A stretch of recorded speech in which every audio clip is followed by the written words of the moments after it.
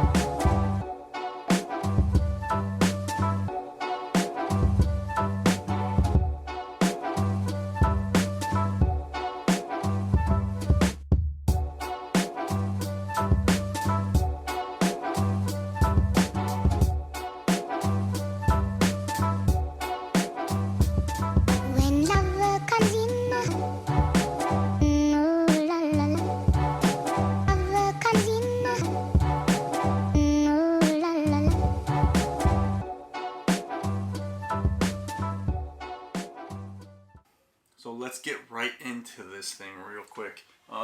So for some of you that don't know or watch some of my older stuff, I used to do grades, and I used to grade them based off of certain categories, and we're going to go ahead and stick to those categories, but we're not going to grade it, we're going to talk about it. This is the Doomsday Sideshow Maquette. We're going to talk about the pose first. The pose is something very important to talk about because the pose is basically the size of it, what it looks like when you actually get it in hand, how you actually feel about it as well when you get it in hand. I know we were talking about this on the Immortalized in Stone or the Collector's Chat. So the size of this thing is very beast, is very huge. But he is designed to not take that much of a footprint. He is standing up, which is cool. Sitting back looking at it, I'm very impressed with the statue. The base itself is very small compared to other bases. I think the Hulk versus Wolverine diorama base is bigger than this base. With that said, let's get right into the paint applications. So the paint apps are actually, let's get right into let's get into the sculpt, and let's go back and forth a little bit here. Tons of detail within the pants. There's a lot of bumps in the skin. His skin is not smooth and flat. His bones are coming through everywhere, and there's a lot of texture detail throughout the body. The base itself is actually sculpted really nice. I think actually there's pipes and crowbars down here. You've got Wonder Woman's sword, the Aquaman trident, obviously the Batman cowl, The Green Lantern ring I think is a really nice touch, and they did a really good job on it. Let's get now into the paint apps. Now this is where I think it's kind of lacking. Basically, his eye looks a little bit dull. On the prototype pictures, it looked like a bright cherry red. It almost looked like it was glowing, even though it wasn't glowing. So, you know, that's kind of a letdown. Some parts of it, the body looked dull and washed out, which I don't like. And again, I'm nitpicking here because I'm happy with this statue. The green up here seems a little bit washed out, but it looks good.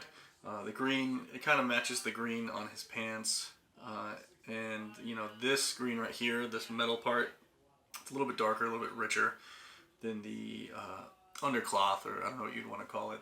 The under part of this, like, armored pants or whatever. I'm actually digging this guy much more now that I see him in person. I really like the sculpt of this piece. I really like this statue. I think they knocked it out of the park. It's kind of dull in some areas. In the prototype, they had the red eye here, a very dark, vibrant eye, and it matches more these eyes. And they made it look like this eye was actually glowing, and this one is actually much more dull than I thought it would be. The green on top of his head is really dull, but it kind of matches his underwear or whatever you want to call it underneath his armor, his pants. So I guess, you know, I'll buy that. On the body, the paint apps look really nice. There's definitely a lot of paint colors in it. There's a lot of gray with some like light green yellow on the top. And you got some red and brown in between the bones and the skin. That's really good. Those paint details are really nice, but I think it's sloppy in some areas, like on the knee right here. You can kind of see like a little, it just looks sloppy where the knee is, where the bumps are. And, you know, really, you know, that's about it. The base is really nice. I'm not a big fan of how they changed the EX so much. Everything else looks really nice. But the big issue, or not the big issue, but there's a few nitpicks that I have with this thing is, you know, some people have already said that it is like PVC and polystone, right? So let's go ahead and figure out which parts are. I can tell you where they are already, but let's go ahead and do that. The heads themselves are extremely light. They're extremely light. So the heads are definitely PVC. And then the bones on his knee move. They have a little bit of give. So definitely the bones, I'm guessing up here too, they have a little bit of give, are a hard PVC. Not really like a rubber, but a very hard PVC. The hand itself was very light. And let's go ahead and do a tap.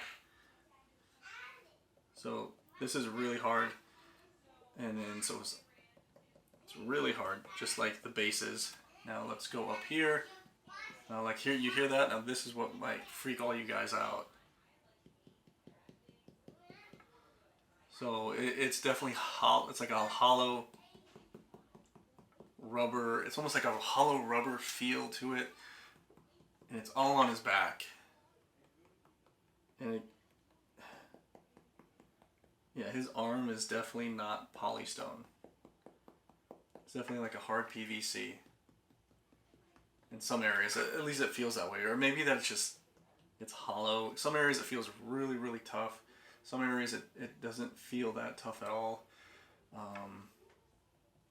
The spikes are definitely not PVC. You can kind of tell too where they might have glued on the spikes or where they pieced them together. Again, that's a paint app issue that I don't like about the statue. There is a next scene with the helmet one. It doesn't look that bad. With the unmasked portrait, it looks really bad. But usually you won't see that, and usually I don't care about that. Oh, the cape itself, the wire is coming out of the cape, which is kind of stupid because Superman's cape doesn't have wires in it, so that's kind of shitty that this is coming out. Upset that there's rubber, or it's like a hard PVC. What's upsetting to me though is since his body is rubber, and the batarangs are rubber because I bent them on accident, is they don't really sit in there. There's not really like a deep hole for the batarangs. You basically have to squish the batarang in between the skin to get it to like pinch the batarangs. I don't like that at all. First off, because they'll fall out, and second off, it feels like there should actually be holes that it just sits in. Because if you keep pinching it, that you're just going to wear off the paint on the batarang, you're going to wear off the paint on Doomsday. Obviously you won't be able to see it, but still I don't like that. Part of me is kind of upset that it's PVC and plastic, right? That a lot of it is. But that is psychological. I even did a video, PVC versus polystone and other resins and stuff.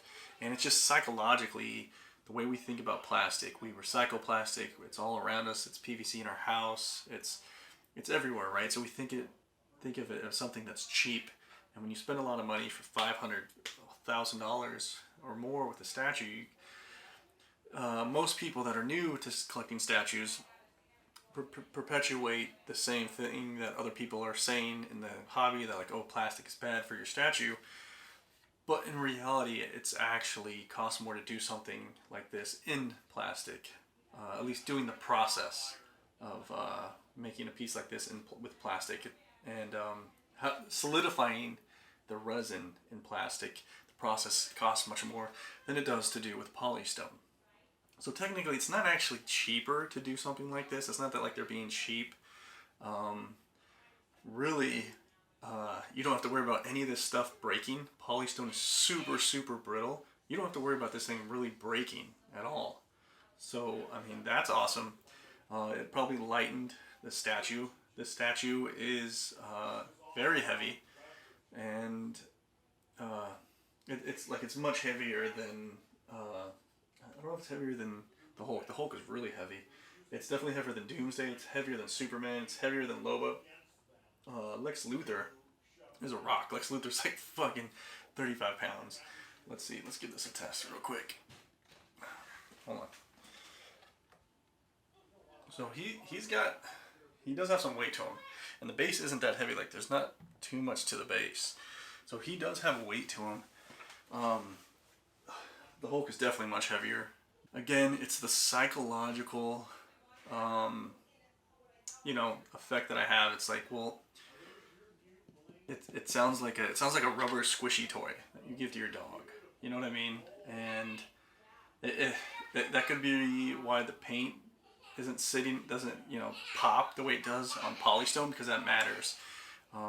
Depending on how they painted it, if they use the same paint apps, the same paint techniques with what they did on the polystone, and they just applied it to the plastic, then you're going to get a different looking result on the PVC. So that is kind of a letdown. Again, when I just look at it from afar, I'm very amazed with it, but just knowing that it's kind of PVC and rubber, it's kind of like, but it's psychological. Ideally, it's better because it's not going to break. I don't have to worry about that. And it doesn't melt. In order for you to actually melt PVC, guys, you have to heat it up to 167 degrees or more. It's nuts. So this isn't going to melt. But yeah, if it was all polystone, I don't know if I'd be happy or not. I think a lot of these pieces would have come broken maybe, or some pieces would have come broken. But again, it's the paint apps that I think are lacking with this statue. Really, I don't care that it's part PVC. It's the paint applications, and you can see that it's sloppy in some areas, and they did that because he's kind of like an organic creature, so you could kind of get away with that, with not being very neat and clean with your paint, because you're trying to make it splotchy and skin-like. With that said, you guys, let's get Superman and see how big he is compared to Superman. Oh, okay, you guys. So now you can see Superman versus Doomsday. Obviously, this is like an 8-inch base, and Doomsday is basically standing on the ground here, but you can see the size difference. There we go. Got my custom cape on my Superman.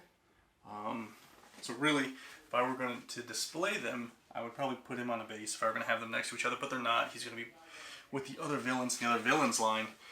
But really, like, this is a really big Doomsday. Look at the head proportions. The head proportions. It's much, much, much, much bigger than the Superman. Their hands. Doomsday's hand is just massive compared to Superman's hand. So, I mean,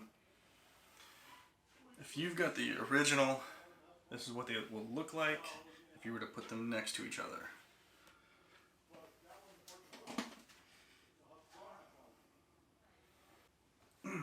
Okay, you guys, here is Lobo. Lobo next to Doomsday. Now they're almost on the same height, but Doomsday's a little bit lower over here, and he's crouched, where he's not that crouched. But look at the proportions. Again, Doomsday is very massive. This is what they look like side to side. Doomsday will be sitting with him and Lex Luthor. Here you guys go. This is Gladiator Hulk with Doomsday. These guys are massive. Let's get the head for comparison.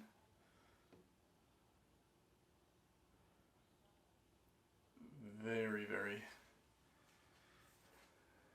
very close in size. I think Doomsday is still a little bit bigger. Their hands are around the same size, but as you can see, they're both really big. I think Doomsday is actually still a bigger piece than this one. Very, very impressive pieces. They look really cool together now that I'm looking at them. Just two giant, massive pieces. It's fucking awesome. All right. So I don't want to bring Darkseid over. Sorry, guys, but you know, I'm kind of breathing heavily here, moving all these statues around. But he is pretty big too. I didn't want to move him, but I just took his head off. Hopefully, you guys can see that. It's actually, Darkseid's head is pretty big, but obviously Doomsday is bigger. So overall, you guys, for me, I'm keeping the statue. There are a few things that I dislike about the piece. The one major one really is the paint applications. Like I said, the rubber, or not rubber, it's PVC, it's like a hard PVC. That really doesn't bother me. What bothers me is the paint applications. In some areas, I'm nitpicking. I think it's a beautiful piece when you stare at it and you see it in person. It's really awesome. It's really big. Obviously, it's not a Prime 1 Doomsday in size, but that's also a 1/3 statue. And this is 1/4, and this goes really well with your 1/4 DC or Superman line, whatever you're going to do. Again, you guys know my nitpicks, you know my gripes. This is going to go right over here with these guys. I'm super happy with it. At the end of the day, after I figure out where I'm going to put it, I never touch it, so I don't really care how it feels, as long as it looks good to me. But with that said, you guys, peace.